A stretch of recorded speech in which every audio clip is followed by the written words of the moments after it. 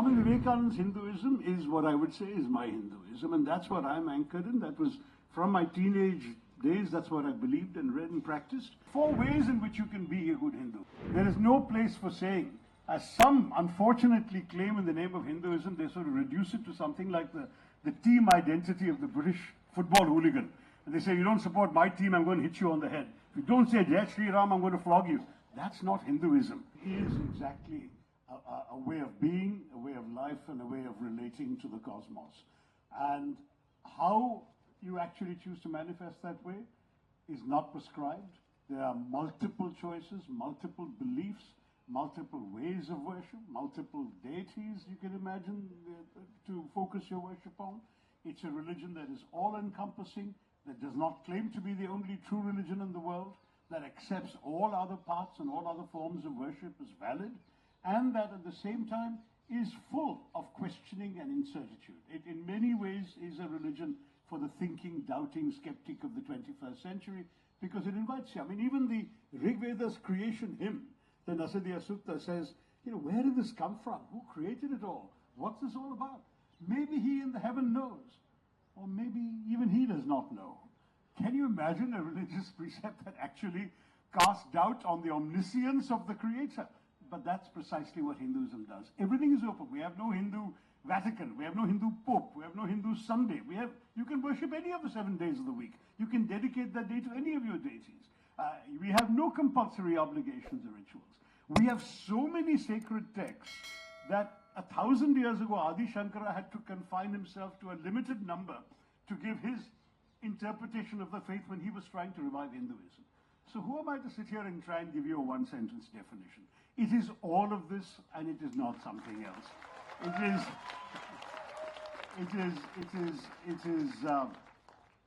is in many ways, I've made the slightly provocative argument at the end of my book that in many ways it's a perfect faith for the 21st century, because in this networked world, it's kind of an open source faith. It takes ideas from everywhere.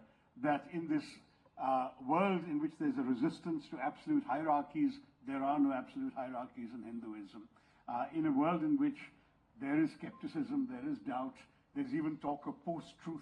Hinduism is a religion that acknowledges that the greatest truth is the admission of the existence of other truths. So all of this, I mean, I have very, very sort of little doubt that mine is itself a partial explanation, and that for the explanation I give, others can give another one. But mine is based on a very wide and rather detailed reading of spiritual texts over a long period of time that I've tried to distill into this understanding.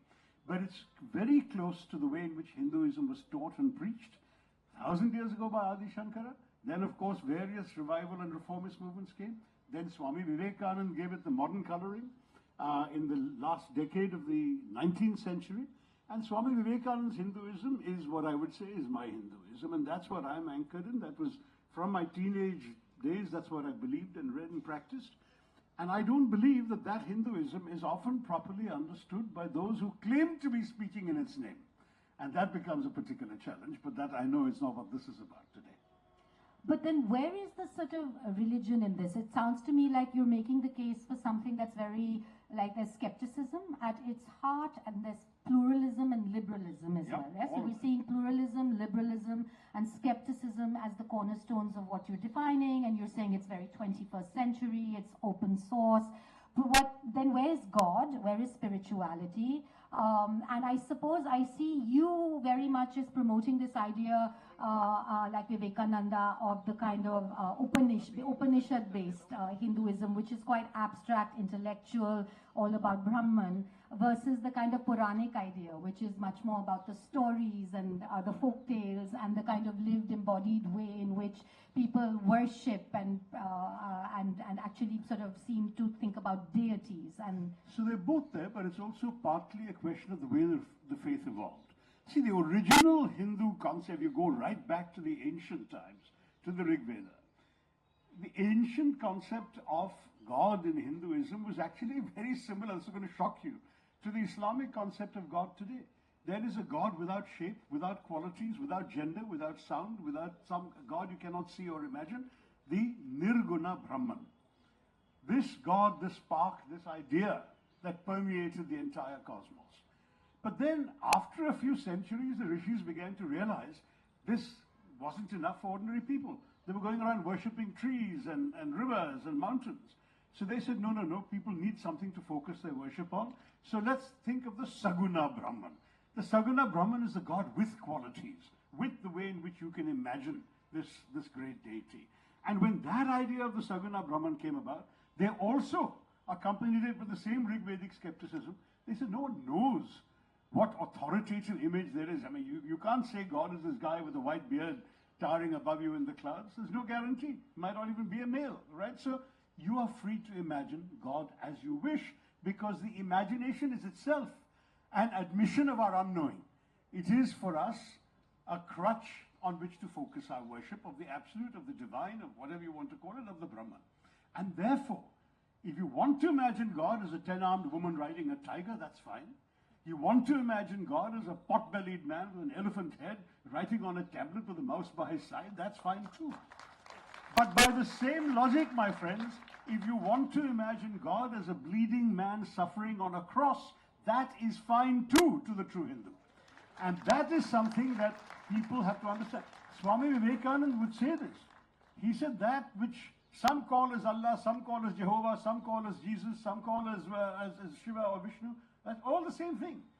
He used to quote the Shiva Mahimna Stotram, which says that just as many rivers flow, some straight, some winding, some downhill, some through valleys, and end up in the same sea, so also all forms and ways of worship end up at the same divine. So that is the reason why we have these different views. And don't forget, this is the oldest continuously practiced faith in human existence. It goes back 3,500 years.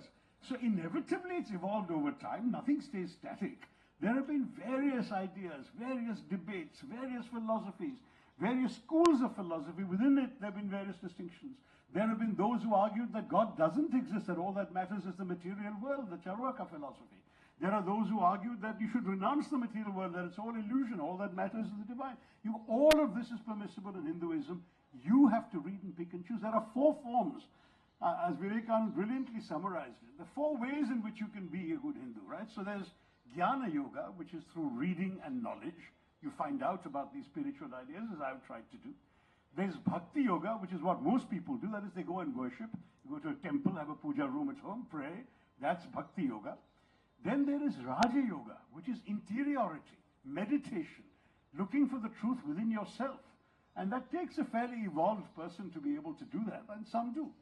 And finally, don't forget, Mahatma Gandhi was a great practitioner of this. There's Karma Yoga, which is to actually worship God through serving humanity, through serving your fellow man and woman. Why did the Ramakrishna mission get set up? The whole idea was, rather than just going around preaching religion, let's go out and serve people. Let's educate them. Let's teach them science and mathematics. Let's actually give them some spiritual ideas and moral values, but along with practical tools for living. That's Karma Yoga. And all these 4 are equally valid, my dear Pallavi. So if you want, you can be a Gyana Yogi. If you want, you can be a Bhakti, complete total worshipper of particular your favorite deities.